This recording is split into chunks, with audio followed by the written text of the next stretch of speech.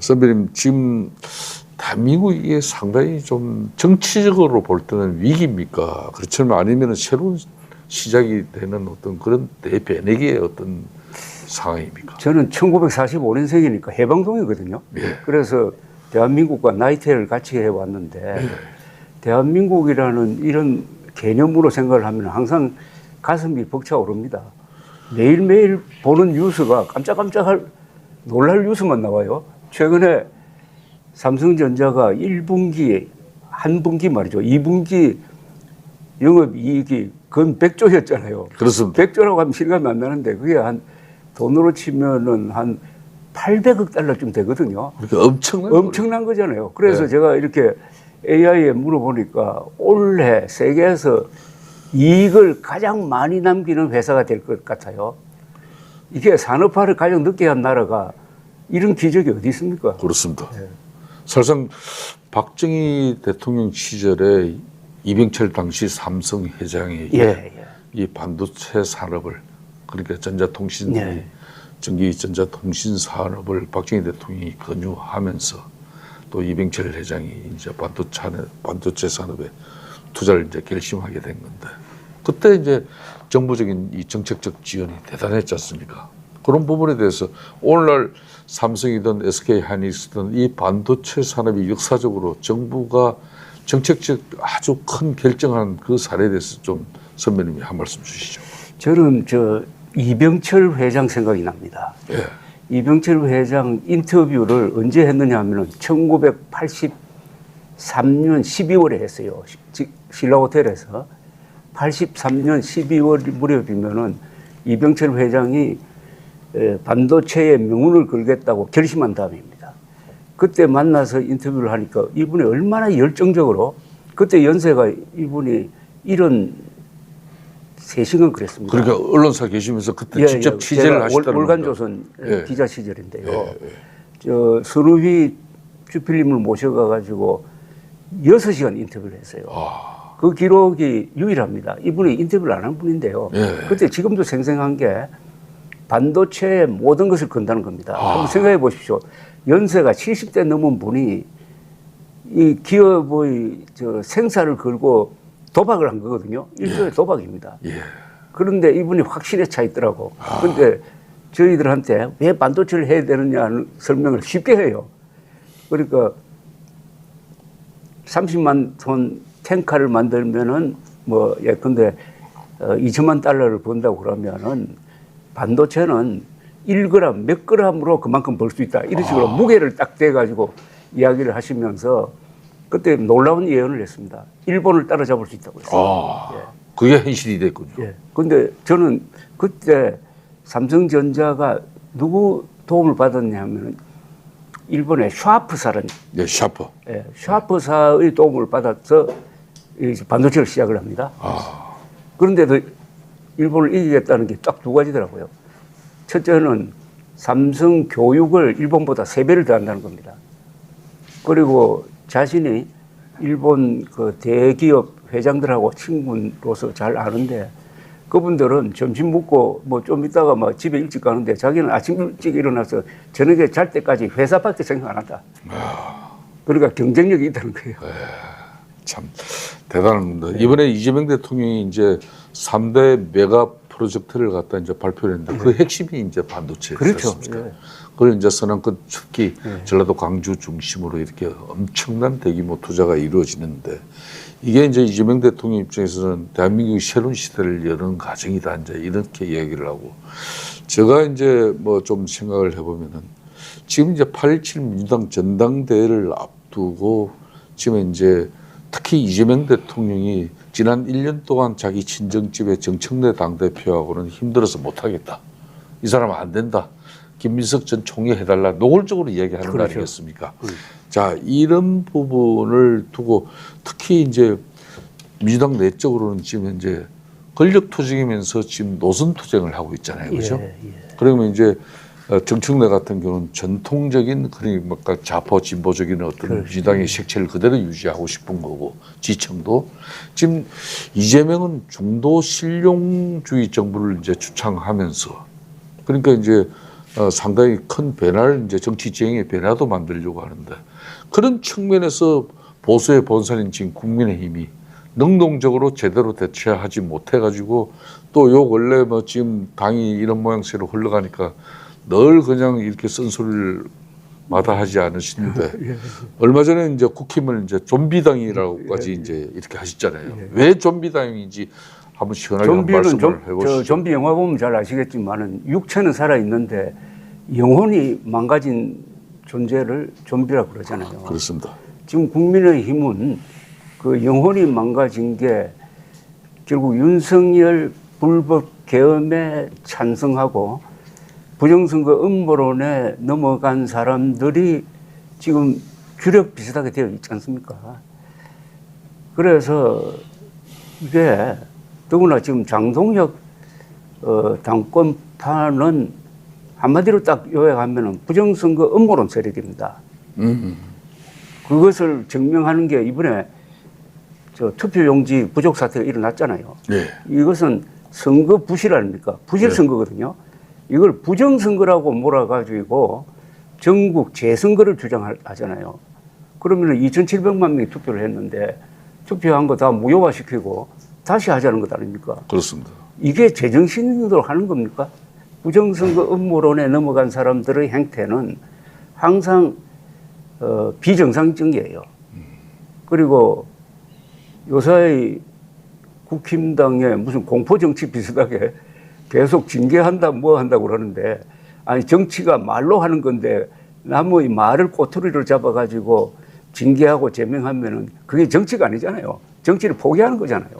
이것도 좀비적 행태라고 봅니다. 저는 부정선거 음모론에 넘어간 사람을 제가 많이 알아요. 그런데 그 사람들은 인격이 변해요. 행동이 변하는데 그 대표적인 인물이 장동혁 대표입니다. 영혼이 날아가 버린다. 영혼이 날아가니까 그러니까 제가 좀 이걸 심한 말인지 좀 판단해 보십시오만 제가 정식으로 국힘당이 요구할 것은 국힘당이 당헌이 있고 당규가 있고 당헌 당규가 바탕을 두고 있는 헌법이 있는데 여기에 따라서 장동혁 대표를 제명해야 됩니다.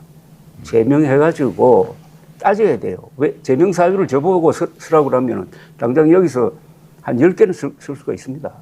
작년에 대중집회에 나가가지고 우리가 황교안이라고 그랬잖아요. 우리가 계엄 옹호 세력이고 우리가 부정선거 음모론 세력이라고 했잖아요. 말만 한 게 아니라 그 방향으로 행동하면서 수시로 뭐 전륜했다 해놓고 지금 중교 당직자는 다 윤석열 세력으로 모아놓고 하면은 이거는 국민의힘이 살려면은 장동혁 대표를 제명하고 영구적으로 복당을 허용하지 않는 그런 조치까지 취하지 않으면은 좀비 상태에서 벗어날 수 없다고 생각합니다. 지금 국민의힘이 야당 역할을 제대로 못하기 때문에 이 지금 현재 과연 국민의힘이 보수의 본산이 맞느냐 국민적 큰 의아심도 있다. 그렇게 이제 국민의힘이 이제 과거 이제 이 보수 같은 경우는 올해가 이제 헌정 78년이거든요. 그렇죠. 헌정 78년인데 그래도 50년 이상 집권 경험을 가진 이 정치 세력이 그렇습니다. 보수 지정이거든요. 지금 민당 해봤자 요 원래 뭐 한 16년이에요. DJ 노무현 뭐 문재인 이렇게 해서 이재명까지 연결되는 요 뭐 근래는 요건데 이렇게 유능한 정치 집단이 하루아침에 국민들로부터 이렇게 크게 애면받고 그리고 지금 회복까지도 아직까지 이번 6.3 선거를 통해서 그나마 희망은 좀 국민들이 보여줬지만은 여전히 이제 6.3 선거 이후에 우리가 제대로 길을 찾지 못하고 있어요. 그런 측면에서 이 국민의힘이 가장 지금 무능한 이유가 어디에 있다고 보시는 겁니까? 좀 전에 하신 말씀 그런 게 가장 큰 문제입니까? 우리 보수 세력이 과거에 뭘 했느냐를 한마디로 요약하라고 그러면 저는 문명 건설 세력이었다고 생각합니다. 민주화도 그리고 산업화도 보수 세력이 없었으면 불가능했습니다. 그래서 문명 건설 세력의 챔피언이 어떻게 보면 국민의 힘이어야 하는데 윤석열 대통령 때부터 이게 기능이 이상하게 되어버렸습니다. 여기에는 보수 언론과 보수 지식인도 책임이 있어요. 그러니까 윤석열 대통령 시절에 보면은 결정적인 잘못을 세 개를 하는데 그때마다 보수 세력이 지식인들이 박수부대 역할을 했어요. 견제를 안 했습니다. 네. 첫째는 청와대 버리고 국방부로 간 데서부터 잘못이 시작됐고 그다음에 대선에서 1등 공신이었던 이준석 대표를 몰아내는 과정 그리고 총선 직전에 의과대학 정원 2,000명을 발표해가지고 의사들을 완전히 적으로 돌려가지고 특히 수도권에 폭망하도록 만든 이 일련의 과정을 제가 지켜보면서 언젠가는 중간에서 끝나겠구나 하는 그런 생각을 가지고 있었습니다. 네.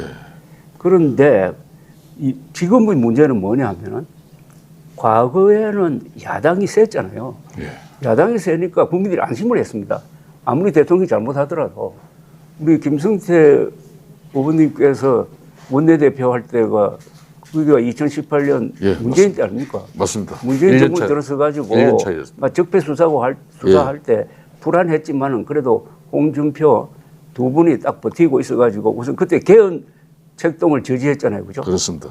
개헌 안 냈을 때 그걸 아예 뭐 표결도 못하게 해버리고 그렇습니다. 그다음에 드루킹 특검을 받아들이는 도록 하는데 단식 투쟁을 통해서 앞장서고 그걸 보면서 아 문재인 대통령이 권력을 저렇게 행사하지만은 든든한 야당이 있다 안심을 했다고요. 그 전에도 노무현 대통령이 왼쪽으로 갈 때 당시에는 박근혜 대표가 중심을 잡았잖아요. 그런데 이번에는 그런 게 없어졌잖아요. 이재명 대통령의 폭주에 브레이크를 걸어야 할 장동혁 대표가 도우미 역할을 하고 있잖아요.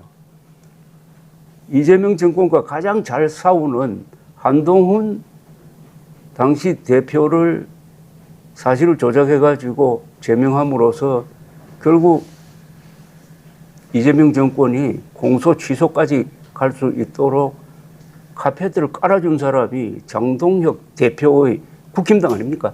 사후는 청문했을 뿐이지.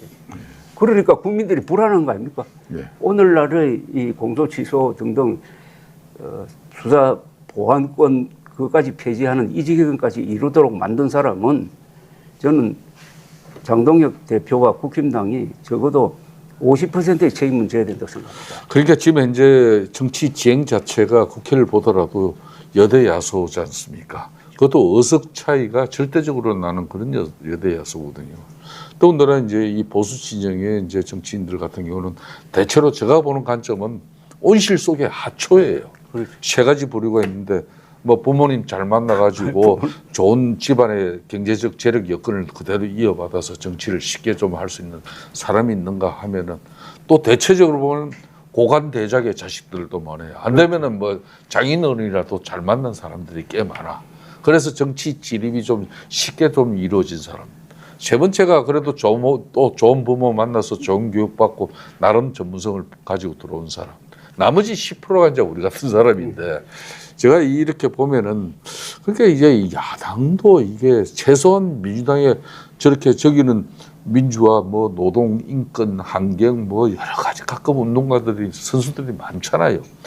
저 친구들이 집권 세력이 됐으면 여기 야당은 저 친구들보다 더 처절한 진정성을 가지고 자신을 진짜 헌신 희생할 수 있어야 저 사람들을 변화시키는 거고 그 변화시키는 힘은 제1야당에게 국민적 신뢰가 이제 몰려가지고 그 신뢰를 등에 업고 이재명 정부를 견제 비판하고 또 거대 입법 권력 민주당을 상대해야 그게 맞는 야당인데 지금 이 야당은 힘을 합치기보다 좀 전에 이제 한동훈 무소속 의원 이야기를 자연스럽게 하셨기 때문에 그 한동훈 의원을 이제 내쳐가지고 이 6.3 선거에서 어찌됐든 간에 국민적 평가와 판단이 끝내버린 상태 아닙니까? 그걸 이 당이 또 올곧이 수용하지도 않고 있는 상황이에요. 자, 그러면은 한동훈 의원을 보수 재건의 핵심 카드라고 이렇게 이제 우리 조갑재 선배님 말씀을 하셨는데 지금도 그 생각에는 변함이 없는 것인지 앞으로도 자, 보수 재건은 어떤 길로 가야 될 건지 핵심 내용을 좀 한번 짚어주십시오. 저는 기자니까 어떤 사람의 팬이 될 수는 없는데 시시비비를 가리는 입장에서 보면은 한동훈 의원이 못할 때는 제가 가차없이 비판을 했는데 최근 한 1년여는 상당히 높게 평가하지 않을 수 없는 것은 2024년 12월 3일 계엄의 밤 때부터 한 행동이 역사 흐름과 맞고 그게 한국의 민주주의를 지키는 활동이고 용감했다는 겁니다. 그래서 제 생각이 달라졌는데 특히 12월 3일 계엄의 밤에 제가 친구로부터 전화를 받았어요. 비상계엄령이 펴졌다고. 저는 누가 페이크 뉴스인 줄 알았어요. 그래서 텔레비전을 트니까 윤석열 대통령의 계엄 선포 연설이 끝나자마자 바로 자막에 한동훈 대표 계엄 선포는 잘못된 것, 국민과 함께 막겠다, 국회로 간다 이렇게 메시지가 나왔어요. 그렇습니다. 그 순간 저는 어떤 생각이 들었냐. 아, 여당 대표가 이렇게 나오면 오늘 밤으로 계엄이 해제되겠다. 계엄 해제돼가지고 이거 친위 쿠데타인데 이거는 끝나겠다는 그런 안심을 했습니다. 실제로 그 순간에 표결 전에 저는 유튜브를 통해서 오늘 밤 안으로 끝난다고 올렸어요. 그런 역사적인 순간에서 역사적 결단을 해가지고 사실은 국민의 힘을 구한 사람 아닙니까? 그때 만약 18명이 표결에 참여 안 했더라면 지금쯤 국민의힘은 내란 비호당으로 훼손됐을지 모릅니다. 청산전당이 그렇죠. 됐을지도 모르죠. 아니 그런 고마운 사람을 말도 아닌 당계 사건 그것도 자기가 쓴 것도 아니에요. 가족이 쓴 걸 가지고 덮씌워가지고 제명했는데 다행히 이번에는 부산 시민들이 저는 위대한 선택을 했다고 봅니다. 이번 선거에서 그 무소속을 거의 기적적으로 당선시켜 주었으면은 이제 한국 보수의 재건은 한동훈, 역전성한 오세훈 그리고 평택의 유어동 그런 분들이 모여가지고 유능하면서도 싸울 줄 아는 사람 중심으로 가야 되는 것 아닙니까? 그렇습니다. 그러니까 이제 대한민국이 오늘날 이렇게 세계 10위권의 경제 대국이 되고 수출은 이미 뭐 4위권 세계 4등 됐어요. 4등이 됐단 말입니다. 그러니까 박정희 전 대통령께서 산업화 근대화를 이룬 거 아니겠습니까? 또 보수 진영에서도 YS를 또 이렇게 모셔가지고 그렇죠. 또 민주화, 부족한 민주화도 채웠단 말입니다. 자, 그런 차원에서 부산에 좀 전에 6.3 선거에서 한동훈 무소속 의원을 부산 시민들이 선택해 준 부분은 위대하다고 좀 전에 말씀하셨는데 그 부산이 어디입니까? 바로 YS 정치의 그렇죠. 연안 고향 아니겠습니까? 그렇죠. 그런 YS의 정치 기반.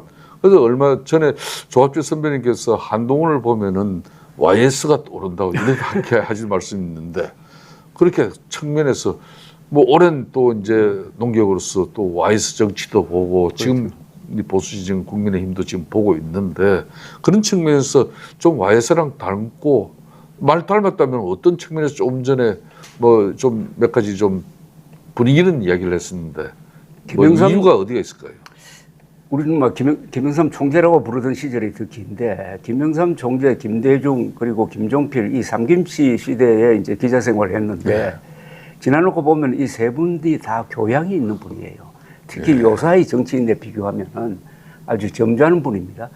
그런데 특히 김영삼 총재의 민주화 투쟁은 그게 좌경화하지 않았다는 데 큰 의미가 있다고 생각합니다. 자유민주주의 가치를 포기하지 않고 그러니까 헌법 질서 안에서 민주화 운동을 했어요. 그리고 이분은 항상 행동이 빠른 분입니다. YS 결단이 빠르죠.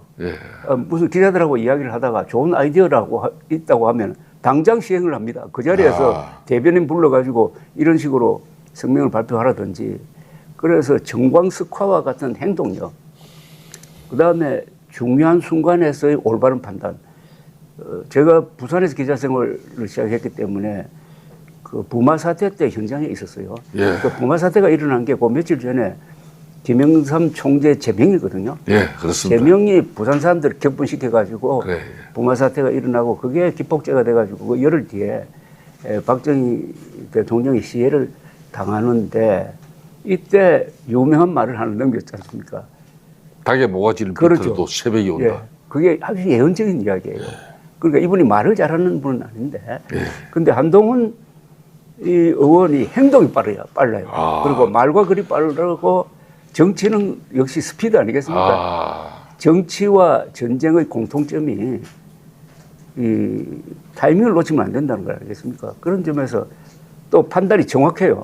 YS의 대도모모는 뭐 거침이 없었죠. 그렇죠. 그런 측면에서 이제 한동훈 무소속 의원이 빠른 판단으로 또 빠른 결정을 할 수 있는 부분이 YS랑 닮았다. 그리고 공통점이 부산입니다. 부산. 아, 그러니까 한동훈 의원이 뭐 대구에서 출마한다는 이야기도 있고 부산에서 요 시절에 만나서 이야기 들어보면 자기는 부산 사람들하고 기질적으로 맞는 것 같다고 그래요. 아, 거기서 선거운동을 한번 해봤고 옛날 대표 시절에 그다음에 그 시장에 한번 갔다 오더니 구포시장에 갔다 오더니 부산에 가야 되겠다는 그런 이야기를 하더라고요. 저도 똑같은 생각이었어요. 부산 사람들이 우리 한국 현대사에서 몇 번 흐름을 바꿨습니다. 그렇죠. 결정적인 게 뭐 부마 사태로 알려져 있지만 그보다 더 중요한 어떤 점은 더 중요한 게 1985년 2.12 총선입니다. 예, 예. 1985년 2.12 총선 전두환 정권이 가장 힘이 셀 때 그렇습니다. 선거를 누가 지휘했느냐? 신민당을 만든 사실은 저 김영삼 총재. 총재가 뒤에서 다 지휘한 거거든요. 예. 거기에 호응한 게 부산 사람들 아닙니까? 예, 맞습니다. 부산에서요. 그때 항구에서 2명 뽑았거든요. 네. 12명을 뽑았어요. 예. 그중에 민정당 3명밖에 못 뽑혔습니다. 예. 9명을 야당으로 뽑아버렸어요. 예. 그래서 2.12 총선이 민주화를 대세로 만든 그리고 고분고분한 민한당을 제쳐버리고 신민당 중심으로 투쟁하도록 만든 그 선택의 출발점은 부산이었는데 이번에 한동훈 후보 당선이 저는 그런 의미가 있다고 생각합니다. 예.